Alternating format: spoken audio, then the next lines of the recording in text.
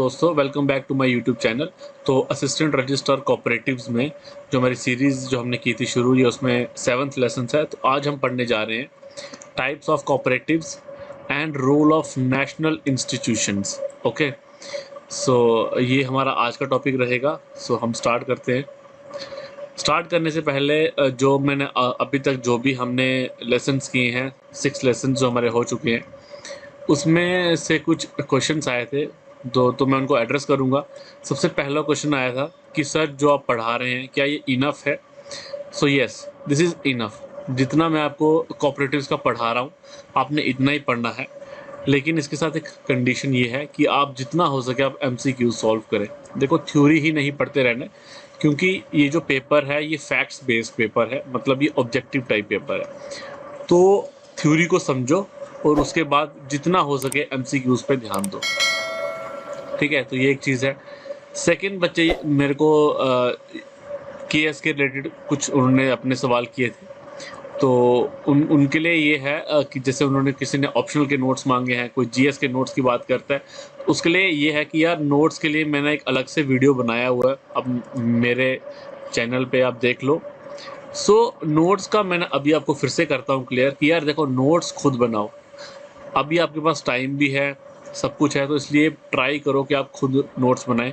और अगर आपके पास नोट्स आपको मेरे नोट्स चाहिए, तो उसके लिए एक छोटा सा फंडा ये है कि डेली में कोई भी फोटोस्टेट वाला है उसको कांटेक्ट करो, उससे ऑप्शनल के हैंड रिटन नोट्स मंगवाओ, फिर उसके बाद उनके नोट्स बनाओ। तो इसलिए आपको बुक्स नहीं पढ़नी पड़ेंगी, आप डायरेक्ट हैंड रिटन से आप नोट्स बना सकते हैं। मतलब कि आपको लेवल 1 पे नहीं जाना है, अब आपको सीधे लेवल 2 के नोट्स बनाने हैं, जो कि है बिल्कुल शॉर्ट एंड क्रिस्प। ठीक है, so these are the some of the questions जो कि मेरे को पूछा था। बुक्स का पूछा हुआ है बच्चों ने असिस्टेंट कोऑपरेटिव्स के लिए कौन सी बुक, तो मैंने उनको बोला था कि इग्नो की बुक्स अच्छी हैं।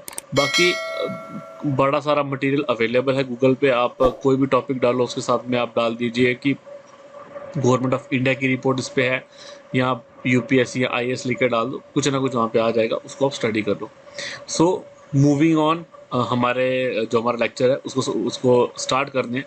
तो आज का हमारा जो टॉपिक है वो है टाइप्स ऑफ कोऑपरेटिव्स। सो देखो, टाइप ऑफ कोऑपरेटिव्स दो हिस्सों में इसको मैं डिवाइड कर रहा हूँ। पहला है on the basis of structure. Okay, so next क्या है वो हम देखेंगे। Types of cooperatives by structure. दो टाइप्स हैं, क्रेडिट कोऑपरेटिव्स और नॉन क्रेडिट कोऑपरेटिव्स। क्रेडिट में आपके सारे बैंक्स वगैरह जो भी आपके आते हैं, आपकी जो सोसाइटीज़ हैं, क्रेडिट वाली सोसाइटीज़, वो सारी इसमें आती हैं, बैंक्स इसमें आते हैं। जो आपके डिस्ट्रिक्ट लेवल पे बैंक है या फिर स्टेट लेवल पे बैंक है, वो भी सारा इसमें आता है। क्रेडिट कोऑपरेटिव्स के आगे फर्दर है एग्रीकल्चर क्रेडिट और नॉन एग्रीकल्चर क्रेडिट। मतलब एग्रीकल्चर को जो क्रेडिट देते हैं वो वाले बैंक्स या वो वाली सोसाइटीज़ बोल सकते हैं, और जो नॉन एग्रीकल्चरल जो काइंड ऑफ लोन देते हैं उसमें ये आते हैं। एग्रीकल्चर जो है ना क्रेडिट, इसको डिवाइड किया हुआ है short term, medium term, long term. ये आप अभी पढ़ लो। ठीक है, primary agriculture and rural development bank आता है आपका। ये जो है लॉन्ग टर्म, ये मोस्टली डील करता है लैंड में।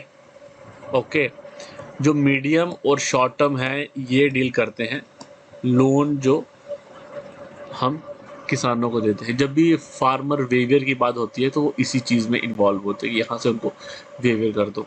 नॉन एग्रीकल्चर जो है क्रेडिट, वो है अर्बन कोऑपरेटिव बैंक्स और एम्प्लॉय क्रेडिट कोऑपरेटिव सोसाइटी। ये इतने इंपॉर्टेंट नहीं है क्योंकि ये इतने हैं नहीं सिलेबस में। पीएसी, डीसीसीबी, एसएसबी, ये इंपॉर्टेंट पार्ट है एग्रीकल्चर क्रेडिट का, क्योंकि ये स्पेसिफिकली मेंशन हुआ है, तो ये हम पढ़ेंगे, लेकिन ये अगले लेक्चर में पढ़ेंगे। अभी फिलहाल जो हमारा रहेगा वो रहेगा types of cooperatives on the basis of structure. कौन कौन सी हो सकती हैं? मार्केटिंग है, ये मेन है। मार्केटिंग है, कंज्यूमर है, प्रोसेसिंग है, हाउसिंग है, ट्रांसपोर्ट है, कोऑपरेटिव्स है और फिशरीज है। 1 2 3 4 5 6 7, फिर तो ये 7 कोऑपरेटिव्स हैं। ये बहुत ही इंपॉर्टेंट कोऑपरेटिव्स हैं 7। तो ये आपको सबके बारे में कुछ ना कुछ थोड़ा सा आइडिया होना चाहिए। ओके, का बेसिकली आपको ये पता होना चाहिए कि इनका काम क्या है और ये किस फील्ड में काम करते हैं, और इनका थोड़ा थोड़ा बैकग्राउंड, थोड़ा थोड़ा फैक्ट्स है, क्योंकि कहाँ से क्वेश्चन आएगा नहीं पता, लेकिन आपको थोड़ा सा नॉलेज होना बड़ी ज़रूरी है। नेक्स्ट चलते हैं। नेक्स्ट है type of cooperatives on the basis of function. उसमें हम इसको डिवाइड करते हैं मैन्युफैक्चरिंग कोऑपरेटिव्स में, प्रोसेसिंग कोऑपरेटिव्स में और सर्विसेज कोऑपरेटिव्स में। तो ये आपको याद रखना है कि फंक्शन के बेसिस पे मैन्युफैक्चरिंग, प्रोसेसिंग और सर्विसेज। मैन्युफैक्चरिंग में आ गया आपका विलेज इंडस्ट्रीज, खाद्य इंडस्ट्री, जो आप घरों में टेक्सटाइल और कॉटन वगैरह जो हम यार्न लेके हम उसके धागा तैयार करते हैं, thread, in our small small villages, तो ये उनके बारे में बात कर रहा है। हैंडलूम कोऑपरेटिव्स, ये आपने देखा होगा, वीविंग सेंटर खुलते रहते हैं, वीवर्स के सेंटर खुलते हैं, उनको आप उनके जो है सोसाइटी होती है, आप उसके मेंबर बनते हैं, फिर वो आपको ट्रेनिंग देते हैं ताकि आप अपना बिजनेस शुरू कर सकें, तो उसको वो आगे handlooms. Then coir, then cooperative in small small sector industry. Small sector industries में भी कोऑपरेटिव सोसाइटीज होती है जो आपको सपोर्ट करती हैं by telling you the way कि आपको एक कैसे बिजनेस स्टार्ट करना है, या वो आपको हेल्प करेंगे कि आपको कौन से लॉज फॉलो करने हैं, या वो आपको हेल्प करेंगे कि आपको जो सब्सिडी मिलनी है गवर्नमेंट से वो कैसे मिलनी है। उसके बाद नेक्स्ट है cooperatives in industrial estate. Okay, वैसे ही अगर हम प्रोसेसिंग की बात करें तो dairy cooperatives, sugar cooperatives, oil seal और कोऑपरेटिव, देखो ये बेसिकली प्रोसेस कर रही है रॉ मटेरियल, सो ये कहाँ आ जाती हैं, प्रोसेसिंग में। ऐसे और भी हो सकती हैं।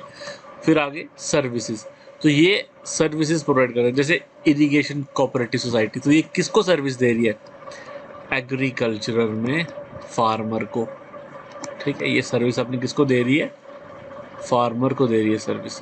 देन हाउसिंग कोऑपरेटिव्स, ये जो कॉमन लोग होते हैं ना, कॉमन जो ज़्यादा पैसा नहीं खर्च कर पाते, तो ये उनके लिए प्लॉट्स काटते हैं, कॉलोनीज डेवलप करते हैं उनके लिए। ओके, सो ये आप फिर इनको लेस प्राइसेस पे वो बेचते हैं। देन मार्केटिंग कोऑपरेटिव, इसका काम क्या होता है ये मैं आपको आगे बताऊंगा जब हम इसको पढ़ेंगे। ठीक है, सो अभी हम शुरू करते हैं टाइप्स ऑफ कोऑपरेटिव्स। वो तो मैंने आपको बताया कि on the basis of structure और on the basis of function किस तरह डिवीजन होती है। अब हम बात करेंगे एक एक की। पहले हम बात करेंगे कोऑपरेटिव फार्मिंग बोलो या फार्मिंग कोऑपरेटिव्स बोलो, बात एक ही है। May be form to combine, जो वर्ड मैंने हाईलाइट किए हैं मेरी पीपीटी में, जब मैं आपको उसका दूंगा पीडीएफ, उन वर्ड्स पे आपने ज़्यादा स्ट्रेस देना है। The fragmented and subdivided land holdings into viable economic units. देखो इंपॉर्टेंट चीज़ क्या है, कोऑपरेटिव फार्मिंग में क्या होता है कि लोगों के जो स्मॉल स्मॉल होल्डिंग्स होते हैं उनको जोड़ के वो लोग एक इकोनॉमिक यूनिट बनाते हैं, उसको एक वहाँ पे एक ऐसी चीज़ उगाते हैं जिससे उनको मुनाफा होता है। मेंबरशिप जो होती है ना such societies is restricted to those who own और कल्टीवेट एग्रीकल्चरल लैंड। जो एग्रीकल्चर लैंड को कल्टीवेट या ओन करते हैं उन्हीं के लिए इसकी मेंबरशिप होती है। Okay, cooperative farming societies are voluntarily associations of farmers, या पढ़ लो, जिन्होंने लार्ज स्केल पे फार्मिंग करनी हो। उसके फायदे क्या है, better increase production and improve the economic position of members. Basically her cooperative का फंडा यही है, वेलफेयर ऑफ द पीपल, तो यहाँ भी इकोनॉमिक पोजीशन को ही टारगेट किया गया है। Small farmers who are not able to use improved technology for want of resources and small holdings can get benefit from this। अब इस यहाँ पे ये बोल रहा है कि अगर किसी के पास थोड़ा सा लैंड है या वो गरीब है, तो वो खुद से इतनी हाई टेक्नोलॉजी तो लाएगा नहीं उस छोटे से एरिया में काम करने के लिए। तो क्या करते हैं, वहाँ के 100 लोग मिलके अपनी सारी होल्डिंग्स देते हैं, तो उनके पास एक लार्ज अमाउंट ऑफ लैंड रहता है, उसके ऊपर फिर वो सारे मिलके टेक्नोलॉजीज का यूज़ करके एक बेहतर फसल तैयार करते हैं जो वो बेचते हैं और उनको उसका फ़ायदा मिलता है। तो इसके लिए बनती है, इसको बोलते हैं फार्मिंग कोऑपरेटिव्स। जो इसमें काम करते हैं उनको क्या बोलते हैं, फार्मिंग कोऑपरेटिव्स।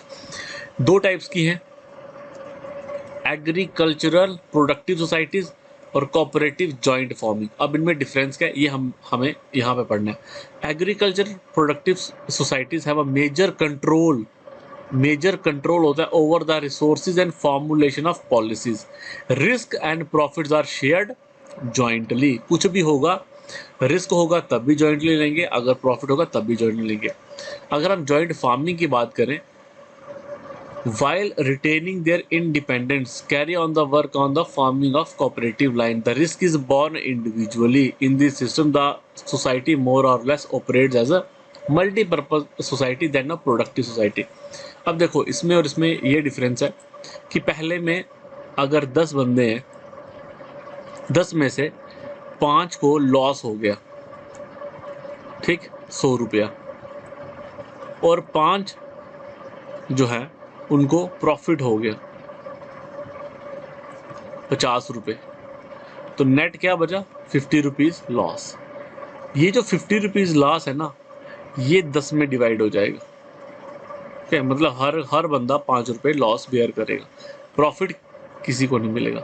जबकि अगर हम दूसरी वाली बात करें तो उसमें क्या होगा, 10 बंदों की है, अगर 5 को लॉस हो गया तो ये जो लॉस अगर इनको 100 रुपीज़ हुआ तो ये लॉस जो है ये बॉर्न भी यही 5 लोग करेंगे, और ये जो 5 लोगों को प्रॉफिट हुआ 50 रुपीज़, ये प्रॉफिट इनमें बंट जाएगा और ये लॉस जो होता है ये सिर्फ इनमें बंटेगा। सो हर बंदे को 10 रुपये लॉस हो जाएगा यहाँ पे पर हेड। यहाँ पे 5 रुपये पर हेड लॉस हो गया, और यहाँ पे 5 को फ़ायदा हो तो 5 को लॉस हो। तो ये बात कर रहे हैं कोऑपरेटिव जॉइंट फार्मिंग है, इसकी भी 2 टाइप्स हैं। Block farms in which society is authorise to perform certain productive functions, और सेकंड है in which the farmers have authorised the society to undertake certain sectors of production partly और completely. देखो joint farming में एक तो वो block की farming भी करते हैं और वहाँ पे वो ध्यान देते हैं प्रोडक्शन पे, दूसरी साइड वो ध्यान देते हैं सर्टन सेक्टर्स ऑफ प्रोडक्शन में भी, वहाँ पे कुछ अच्छी चीज़ होती है तो उसी पे ध्यान देंगे। ठीक है, तो this is farming cooperative. Second अगर हम बात करें cooperative processing of agricultural produce, ये आ गई हमारे पास प्रोसेसिंग कोऑपरेटिव्स। ये किस पे फोकस करते हैं, प्रोसेसिंग पे। ओके, इनका जो फोकस रहता है वो रहता है हमारा किस पे, इनका फोकस रहता है हमेशा और हमेशा प्रोसेसिंग पे। एडवांटेजेस क्या है इनकी, देखो प्रोसेसिंग करेंगे तो एडवांटेजेस, डिसेंट्रलाइजेशन ऑफ इंडस्ट्रीज, ये इनकी बहुत बड़ी चीज़ है। इट में B cheaper because of low wages, low rent and low cost of transportation. क्यों लो वेजेस, क्यों, क्योंकि खुद ही लोग काम करने वाले हैं इसमें, जिनका इनपुट है वही लोग लेबर भी हैं। The by products can be used in rural areas, obviously है प्रोसेसिंग करने के बाद आप उसमें वैल्यू एडिशन करते हो तो आपको मुनाफा ज़्यादा होता है। It would help in reducing unemployment among the rural masses, तो इसमें ये बहुत हेल्प कर सकती है। अगर इसमें कुछ मिसलेनियस पॉइंट है जो आपको याद रखने जरूर फैक्ट्स, सेकेंड 5 ईयर प्लान जो है took a policy decision to support and finances cooperatives for processing of agriculture. तो आपने याद रखने की प्रोसेसिंग ऑफ एग्रीकल्चर जो प्रोड्यूस हुआ था वो किस प्लान में अप्रूव हुआ था, सेकेंड 5 ईयर प्लान में। इन 1958 द दालमे कमेटी, याद रखना, recommend that the programme of cooperative processing specially of food crops should be enlarged. ठीक है, किसने किया था, तो दालमे कमेटी ने। इन 1961 द सराइया कमेटी बोलो या साराइया कमेटी बोलो, कुछ भी आप इसको बोल सकते हैं, gave many recommendation for improving the prospects of cooperative process in India. तो ये 2 पॉइंट्स आपने याद रखने हैं, ये आ सकते हैं एमसीक्यूज में। ठीक है, ये आपको एलिमिनेशन में काम आ सकते हैं। अगली हम बात करेंगे, हाँ एक चीज़ और, नाउ ऑनवर्ड्स जो लेक्चर्स होंगे वो थोड़े से लंबे हो जाएंगे क्योंकि काफ़ी कुछ कवर करने वाली चीज़ होता है, लेकिन फिर भी मैं ट्राई करूँगा कि मैं उसको जितना हो सके फैक्ट्स बेस्ड बनाऊँ और थोड़ा रिस्ट्रिक्ट ना हो, ताकि आपको जल्दी आप उसको समझ लें और पढ़ लें। नेक्स्ट है एग्रीकल्चर मार्केटिंग, प्रोसेसिंग पढ़ लिया, अब उसकी मार्केटिंग भी करनी है। सो ऑल दोज एक्टिविटीज़ और arrangements and preparations which help the farmer in the disposal of farm product, हम उन सोसाइटीज़ को क्या बोलते हैं, एग्रीकल्चर मार्केटिंग कोऑपरेटिव्स। और ऐसी the first marketing cooperative was organised at Hubli in the former Bombay province in the year 1915। तो याद रख लेना, इट्स अ बफर पॉइंट, याद रख लो। नेक्स्ट हम बात करेंगे डेयरी कोऑपरेटिव सोसाइटीज़ की। देखो तो यार अब सोसाइटीज़ आपको मोस्टली पता चल गया होगा, जैसा नाम वैसा उसका काम है। डेयरी में आपको क्या याद रखना है, आपको याद रखना है आनंद पैटर्न, ये थोड़ा सा पढ़ लेना। आनंद पैटर्न क्या है, it's a doctrine of rural development. Mulani has identified 12 की एलिमेंट्स ऑफ आनंद पैटर्न। सो किसने आइडेंटिफाई किए थे, मुलानी ने। थोड़ा सा याद रखो कि कौन बंदा था, मुलानी बंदा था जिसने ये फाइंड आउट किए थे। पढ़ लेना, ये 12 के 12 मैंने लिखे हुए हैं। ओके, एक दो मैं आपको बताया तो अकाउंटेबिलिटी है इसमें, बड़ा अच्छा पॉइंट है।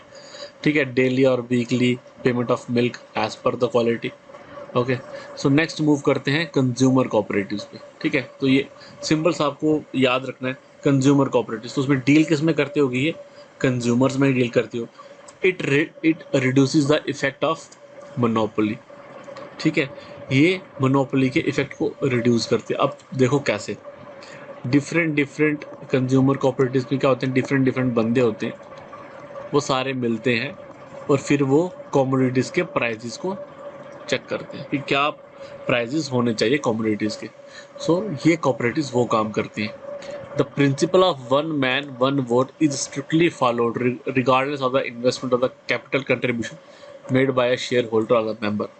ठीक है, कंज्यूमर कोऑपरेटिव्स ये काम करती हैं कि उसमें जो डिफरेंट जो जिन बंदों ने भी अपने कोई प्रोडक्ट्स बना रहे होंगे वो साथ में मिल के उनके रेट्स डिसाइड कर दें ताकि वो एक नॉर्मल एक कॉमन बंदे के लिए वायबल हो।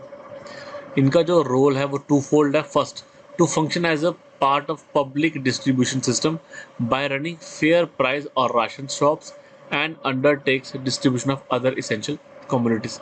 सो जैसे हमारी गवर्नमेंट चलाती है ना पब्लिक डिस्ट्रीब्यूशन सिस्टम, वैसे ही इनका काम भी होता है, ये भी चलाते हैं फेयर शॉप और राशन शॉप, जिससे क्या होता है इसेंशियल कम्युनिटीज़ जो लोगों को चाहिए होते हैं अच्छे रेट्स पे मिलती है। सेकंड का काम क्या होता है, to develop and adopt a mechanism whereby they are able to keep a check on open market prices of the consumer goods. समझ आई जो मैं बात कर रहा था यहाँ पे, कि ओपन मार्केट जो है ना प्राइजेज उन पे चेक रखती है ये, कि किसी चीज़ का रेट इतना हाई तो नहीं चला गया कि वो एक कॉमन बंदा उसको लेने में उसको प्रॉब्लम आ रही है। और इसका मेन काम होता है इसेंशियल कमोडिटीज़ को ही देखता है, ये लग्जरी को टारगेट नहीं करता। ठीक है, तो ये आपको बात समझना। In the consumer cooperative structure a 4 tier system is in operation. कितने टायर का सिस्टम यहाँ पे काम करता है, 4 टायर का, comprising primary society at the base level, then central or wholesale societies, उसके ऊपर होते हैं cooperative federation at the state level, and then national cooperative consumer federation at the national level. So इस हिसाब से ये इसके 4 सिस्टम बनाए हुए हैं, 4 टायर सिस्टम बनाए हुए हैं। नेक्स्ट मूव करते हैं।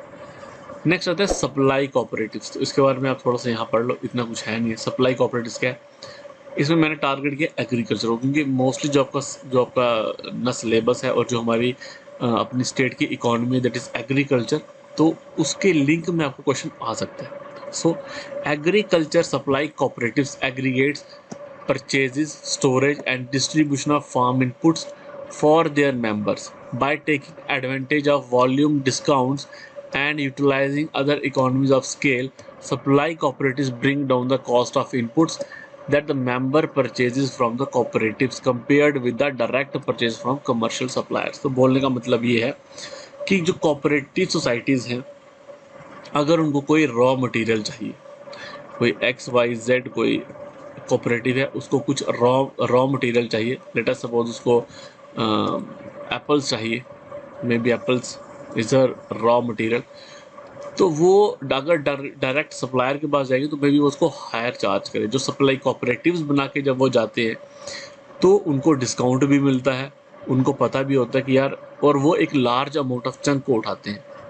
सो सोसाइटी में 10-12-15 लोग होंगे, तो जब वो एक साथ सामान लेंगे तो वो ज़्यादा सामान लेंगे। तो इसलिए जो इनपुट कॉस्ट होती है, बेसिकली आपने सप्लाई में याद रखना है कि जो इनपुट कॉस्ट है, इनपुट जो कॉस्ट है ना, इनपुट कॉस्ट उसको डिक्रीज करते हैं, बस ये आपने याद रखना है सप्लाई कोऑपरेटिव्स में। ठीक है, supply provides required input to agriculture chemical fuel and farm machine. चलो ये तो पढ़ लेना। नेक्स्ट है बिजनेस एंड एम्प्लॉयमेंट कोऑपरेटिव्स, इनको बीईसीज भी बोलते हैं। ठीक है, are subset of worker cooperative. जब भी आप वर्कर कोऑपरेटिव को पढ़ो, मतलब कि आप बिजनेस और एम्प्लॉयमेंट कोऑपरेटिव्स को ही पढ़ रहे हो, that represent a new approach to providing support to the creation of new businesses. समझ आया, न्यू बिजनेस को चलाना और एक एम्प्लॉयमेंट जनरेशन। देखो, एक नया बिजनेस लगेगा तो एम्प्लॉयमेंट तो उसके साथ ही आएगी। सो एक बिजनेस को एस्टेब्लिश करना, मतलब ये वो लोग की सोसाइटी है जो हेल्प करते हैं बाकियों को बिजनेस एस्टेब्लिश करने में। Like other business creation support schemes, BEC enables budding entrepreneurs to experiment with their business ideas while benefiting from a secure income. The innovation BECs introduce is that once the businesses are established, the entrepreneurs are not forced to leave and set up independently, but can stay and become full members of the cooperatives. The micro enterprises then combine to form one multi activity enterprise whose members provide a mutually supportive environment for each other. तो इसको बोलने का मतलब ये है कि जो BECs होती हैं वो एंटरप्रेन्योर्स को जनरेट करती हैं और फिर वो उनको अपने साथ ही बना के अपनी सोसाइटी जो उनकी है उसका हिस्सा बना लेते हैं, ताकि उनकी एक तो सोसाइटी बिल्डअप हो, दूसरा जो एंटरप्रेन्योर्स हैं वो भी सपोर्ट में रहे। BECs thus provide budding business people with easy transition from inactivity to self-employment, but in a collective framework. They open up new horizons for people who have ambitions but who lacks skill or confidence needed to set off entirely on their own। और वही बात है जैसे हमारी government की जो हमारी scheme है स्टैंड अप इंडिया, जो हमारी स्कीम है या मेक इन इंडिया है, तो उसी में जैसे वो आपको गवर्नमेंट ऑफ इंडिया हमें सब्सिडी भी देती है, सपोर्ट भी करती है प्रोवाइड, वैसा ही ये जो है कॉर्पोरेट्स ये भी काम करते हैं। नेक्स्ट ये थोड़ी इंपॉर्टेंट है, इसको आप थोड़ा अच्छे से पढ़ लें। जैसे new generation corporatives. New generation corporatives shift the focus away from selling a commodity to offering a value added product. समझ रहे हैं? ये शिफ्ट है। पहले कॉर्पोरेटिव्स क्या करती थी, कोई अगर जैसे किसी गांव में कोई कोऑपरेटिव है और वहाँ पे अगर फसल हो रही है एप्पल की या ऑरेंजेस की फसल हो रही है, तो वो क्या करते थे कि एप्पल ऑरेंजेस को फील्ड से लाया, पैक किए और बेच दिए। जबकि न्यू जनरेशन कोऑपरेटिव जो है कंसेप्ट ये क्या बोलते हैं कि आपको शिफ्ट करना है just from selling a commodity to value added product. मतलब उस एप्पल का जो है, उस जो एप्पल है उसको आप चेंज करके उसका जूस बनाओ और उस जूस को बेचो। प्रोसेसिंग कर रहे हो ना आप, उसको बेचो, तो वो आपको कहीं ना कहीं फ़ायदा देगा, आपकी इनकम को इम्प्रूव करेगा। So members of traditional cooperatives pull raw goods and sell them to intermediary who facilitate further processing. NGCs however shift the focus away from selling commodity to offering a value added product। हम ही finished product आपको बना के देंगे। सो benefits होते हैं इससे, include increased profit increase होगा। Agriculture producer look to create value, for example turning into grapes to wine, अगर milk into cheese, corn into ethanol. So ये आप करके दो और आप वैल्यू एडिशन कर रहे हो। New generation cooperatives address capital, marketing and other challenges of value added processing by spreading capital contribution and risk among multiple members।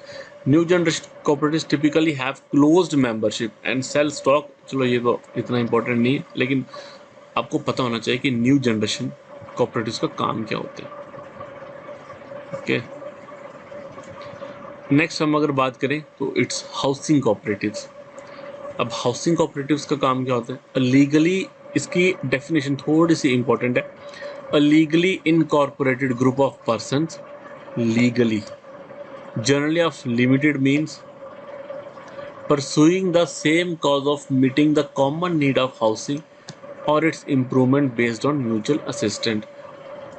Type of housing cooperative are primary level into 4 groups।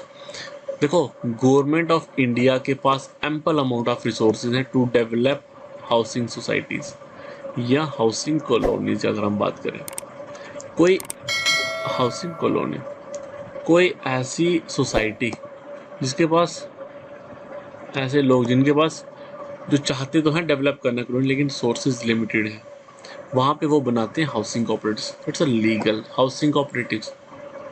जैसे कि सैनिक colony है ना। सैनिक colony क्या बनी है, जो अपने हमारे जम्मू की सैनिक कॉलोनी, बेसिकली लोगों ने ही पैसा दिए और फिर उन्हीं को काट के सोसाइटी वालों ने प्लॉट्स दे दिए। उन्होंने पूरी की पूरी ज़मीन खरीद ली उस पैसे से, फिर उसको काट के उन्होंने प्लॉट्स में उसको बेच दिए। ठीक है। सो इसकी टाइप्स की अगर हम बात करें तो tenant ownership housing societies, tenant को पार्टनरशिप है। तो अब ये पढ़ लेना ये क्या होती है। Under this guideline either on lease और फ्री होल्ड बेसिस। टेनेंट को पार्टनरशिप पे होते हैं, both land and building either on the leased or freehold basis and allot flats to their members। Housing mortgage society होती हैं, lend money to their members for construction of houses। और house construction and house building society spend money on behalf of members for building the houses। तो mortgage, construction, को part और ownership. Land is इधर on lease hold और free hold basis पे उनको दे दिया जाता है मेंबर्स को। नेक्स्ट है लेबर कोऑपरेटिव्स। 1948 में ये आए थे। In India work for giving employment to the group of labourers societies directly deal with companies, that is middlemen are eliminated, thus laborers are saved from exploitation and every member gets a fair share of return on its investment. Okay, so these are labour cooperatives. इनका basically काम क्या होता था कि जो labour है उसको किसी कंपनी में काम देना, तो बीच में होते थे मिडल मैन। इस मिडल मैन को हटा दिया, आप क्या करो, सोसाइटी बना दी है, आप यहाँ जाओ, यहाँ पे फॉर्म वगैरह भरो इनका, ये आपको किसी कंपनी में लगा देंगे। Okay, so such type of जो कोऑपरेटिव्स हैं उनको हम बोलते हैं लेबर कोऑपरेटिव्स। सो जैसे कि मैंने यार यहाँ पे एग्जांपल दी ना सैनिक कॉलोनी की, तो मेरे हिसाब से अगर आप करंट अफेयर्स में अगर आप थोड़ा सा जम्मू का जो हाउसिंग डेवलपमेंट बोर्ड है, शायद जम्मू हाउसिंग डेवलपमेंट कुछ करके ना, वो आप पढ़ लो, उनकी थोड़ी साइट्स पे जाके आप देख लो अभी तक हमारे जम्मू एंड कश्मीर में कहाँ कहाँ पे कौन कौन सी हाउसिंग डेवलपमेंट, कौन कौन सी कॉलोनीज बनाई गई हैं, तो थोड़ा सा आपको आइडिया हो जाएगा।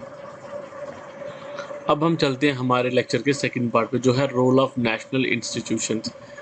इसमें सबसे पहला है national agriculture cooperative marketing federations, NAFED.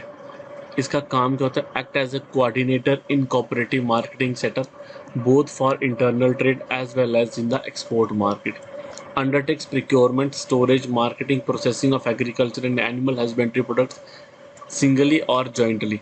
Okay, so ये बेसिकली जुड़ा किसके साथ है, एग्रीकल्चर कोऑपरेटिव मार्केटिंग के साथ। उसके बाद अगर हम बात करेंगे तो national cooperative development corporation, NCDC, ये आपके सिलेबस में भी है, हम इसको पूरा पढ़ेंगे। इसको आप याद रख लो, ये कब बनी थी, 1963 में। इसका बेसिकली काम है developmental and promotional financing institutions has an implementing a central sector और corporation sponsored scheme for providing financial assistance towards setting up agro based processing units. याद रखो, इसका किस में डील करती है, बेसिकली एग्रीकल्चर में ही डील करती है। नेशनल है नेशनल डेयरी डेवलपमेंट बोर्ड, 1969 और 70 में ये बना। Introduce a scheme for development of dairy cooperative known as operation flood, सबको पता है अमूल का है ये सारा, in 3 stages, operation flood 1, flood 2, flood 3। आप थोड़ा थोड़ा इसके बारे में पढ़ लो, गूगल कर लो ये क्या क्या चीज़ें हैं, ऑपरेशन फ्लड 1 क्या था, 2 क्या था, 3 क्या था। ओके, नेक्स्ट अगर हम बात करेंगे तो national cooperative consumer federation of India limited, NCCF, कब बनी, 1965 में, अंडर, बहुत इंपॉर्टेंट है, multi state cooperative society act 2002। Multi state का मैंने आपको पढ़ाया था, multi state cooperative societies act क्या है वो उसको पढ़ लो, और उसी के अंडर ये बनी है। 136 ये आप देख लो, इनको आप पढ़ लो। टू प्रोवाइड, मैंने आपको बताया हुआ, वही काम इसका है। लास्ट है नेशनल कोऑपरेटिव हाउसिंग फेडरेशन, ये हाउसिंग वाली है, इसका थोड़ा सा बोर्ड ऑफ डायरेक्टर्स आप पढ़ लो। 19 इलेक्टेड डायरेक्टर्स होते हैं from member institutions, 2 central government nominees होते हैं, ये इंपॉर्टेंट है। 1 रिप्रेजेंटेटिव ऑफ LIC होता है एंड मैनेजिंग डायरेक्टर होता है, और NCHF मैनेजिंग डायरेक्टर जो होता है, 2 सेंट्रल गवर्नमेंट एम्प्लॉयज़ होते हैं। ओके गाइस, सो मुझे लगता है ये टॉपिक को कवर पूरा हो गया। और अगर आपका कोई भी subscribe to our channel first, और अगर आपका कोई भी प्रॉब्लम आती है, कोई भी दिक्कत है, तो do comment, I will get back to you in 24 hours, that's guarantee. Okay, so एक चीज़ मैं यहाँ पे और भी आपको बोलना चाहता हूँ कि जब भी मुझे टाइम मिलता है मैं थोड़ा सा पढ़ता हूँ। सो मुझे ऐसा लगता है कि कुछ ऐसे एक्ट्स हैं, कुछ ऐसे टॉपिक्स हैं जिनको थोड़ा सा डिटेल में आपको नॉलेज होनी चाहिए। तो वो मैं इस सीरीज़ के बीच में या सीरीज़ के एंड में कुछ ऐसे टॉपिक्स होंगे जिन पे मैं एक डिटेल जो होगा पूरी डिटेल में वीडियो बनाऊंगा, ताकि आपको समझ लगे, और वो इम्पोर्टेंट टॉपिक्स होंगे। वो आपने ऐसा नहीं करना है कि आपने वही पढ़ने हैं, आपने सारे लेक्चर्स पढ़ने हैं, लेकिन वो टॉपिक्स पर आपने ज़्यादा ध्यान देना है। Okay, so that's it guys, thank you so much. You color my life, you break the line, I'm falling for you.